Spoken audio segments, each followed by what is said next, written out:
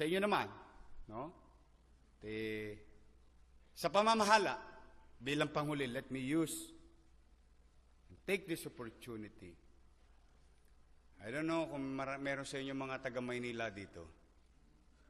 Meron ba mga taga-Maynila? Wala. Meron? Meron naman.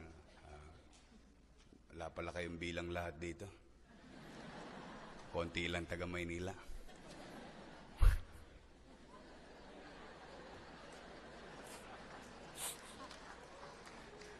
Kaya nagpapaniwala doon kay Dr. Campos sa sinabi niya nga na, President ng PTA, Parents Teacher Association. No.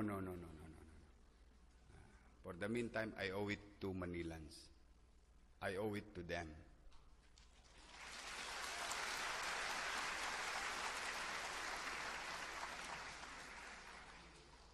They deserve better things from their city government.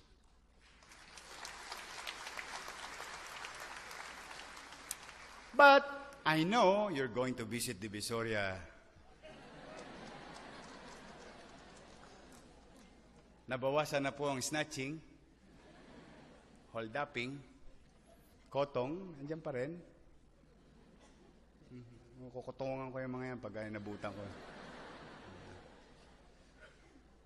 Some politician would say, para sa mahirap, para sa mahirap.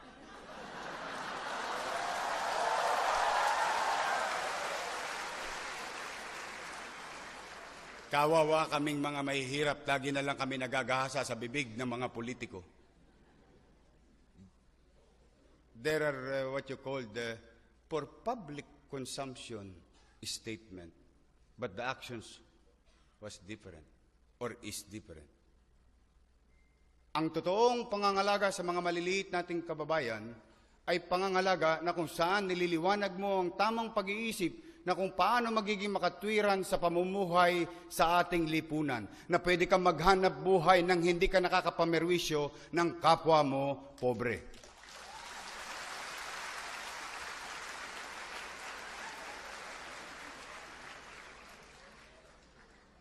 Bakit ako? Then test me. Try me.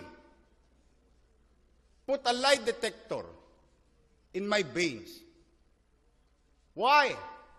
I did not follow my friends, my colleague, sosyal. Kasamahan ko lang ako nagbabasura. Yun ang wala akong mai-describe dun eh. Yung katabi ko nagbabasura, nagsosolben. Nyumanyanga. I did not sniff, at least for purposes of curiosity. I did not. Why? Wala na nga akong makikain eh. Tutuyuin ko pa utak ko. Ibang barkada ko. Nagdala ng 3 kantos. Luminya sa estribo. Inabangan yung stoplight. Diba pag stop, hold up na yung pasero. Yung iba sa kanila, nasa Hoyo. Nasa Oblo na. Yung iba kasama ni San Pedro. Sana. But I did not. So my point is, totoong mahirap tayo. Totoo. Wala ang question. Huwag na tayo magdrama-drama, highfalutin description on how are we going to describe sectors of our society. ISF, squatter yan. Huwag nyo na pagandahin. Sabi, ano raw yan? Politically incorrect. No! Diyan tayo nagkakamali sa paggugobyerno, sa pagkukubli, sa pagsusugar coating. Because of those things in our minds. So that it will be morally accepted. Yun, mali rin ang pag-approach. Bakit? May denial agad eh. May pagkukubli agad eh. And I think your professor, which I agree, graduate kayo eh, no? Your professor will agree with me, in problem solving, you have to accept that there is a problem. How can you give solution if you don't know the problem?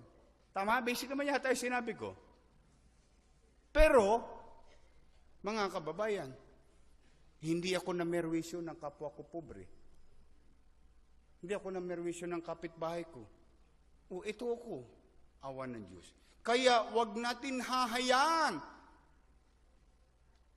na pasukin at lasunin ang ating kaisipan on how we understand society or demography of our society. No, we really have to discern. We really have to distinguish. We really have to figure out before we say things or do things in their favor.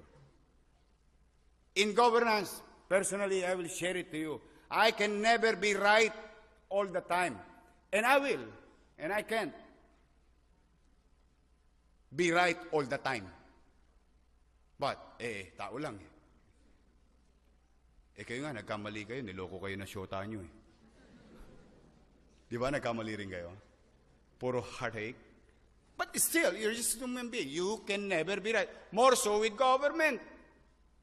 But, having said that, don't get me wrong. I will be just all the time. Ako'y magiging makatwiran sa abot ng aking makakaya. Yun ang minimum requirements ko.